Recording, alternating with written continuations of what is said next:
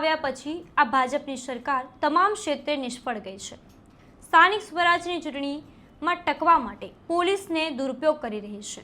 આ વાત અમે નહીં, ડેડિયાપાડાના ધારાસભ્ય ચેતર વસાવાએ કરી છે। નમસ્કાર, હું છું મવલ। તો આવો સાંભળીએ વધુમાં ચેતર વસાવા શું કહી રહ્યા છે। છેલ્લા 30 વર્ષથી ગુજરાતમાં ભારતીય જનતા પાર્ટીનું શાસન છે અને સત્તામાં આવ્યા પછી તમામ ક્ષેત્રે આ ભાજપની સરકાર નિષ્ફળ ગઈ છે।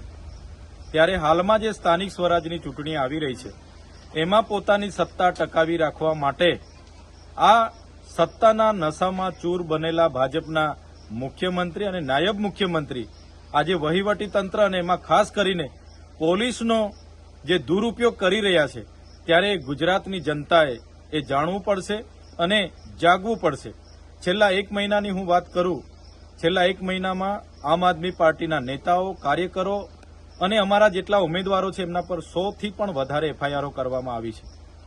જેનું પણ ઉમેદવાર તરીકે નામ જાહેર થાય, કોઈ પણ ફોર્મ ભરવા જાય એના ઘરે એ જ દિવસે પોલીસ પહોંચે છે, એમની ત્યાં રેડ પાડીને એમની ઇન્કવાયરી કરવામાં આવે છે, એમને પોલીસ સ્ટેશને લઈ જવામાં આવે છે, ખોટી એફઆઈઆર કરીને એમને જેલમાં બેસાડી દેવામાં આવે છે। આ તમામ જિલ્લાના તાલુકાઓમાં સેમ પેટર્નથી આ એફઆઈઆરો આજે થઈ રહી છે। ત્યારે ગઈકાલે પણ ગોપાલભાઈ ઇટાલિયાના ઘરે ત્યાંની પોલીસ પહોંચે છે અને ગોપાલભાઈના માતૃશ્રી સાથે જે વર્તન વ્યવહાર કરે છે, જે નિંદનીય છે, જે પ્રકારે એમને ડરાવવાનો ધમકાવવાનો પ્રયાસ કરે છે, એ ખૂબ જ નિમ્ન કક્ષાની રાજનીતિનો એક ભાગ છે। ત્યારે અમે ગુજરાતની જનતાને પણ કહેવા માંગીએ છીએ કે 30 વર્ષના આમના શાસનમાં જે નશો એમને ચડેલો છે આપણે બધાએ સાથે રહીને ઉતારવો પડશે। આ લડાઈ એ આમ આદમી પાર્ટીની એકલાની લડાઈ નથી।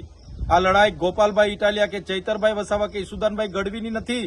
આ લડાઈ એ ગુજરાતની જનતાને ન્યાય અપાવવાની લડાઈ છે। સૌ સાથે મળીને આ લડાઈ લડવી પડશે અને જે ભાજપના નેતાઓ, જે પોલીસ અધિકારીઓ, આઈપીએસ અધિકારીઓ આ પ્રકારની વિકૃત માનસિકતાથી કામગીરી કરે છે એમને પણ અમે કહેવા માંગીએ છીએ, અમે તમારી રેડથી, તમારી ઇન્કવાયરીઓથી, તમારી ખોટી એફઆઈઆરોથી, તમારી જેલોથી ડરવાવાળા લોકો નથી।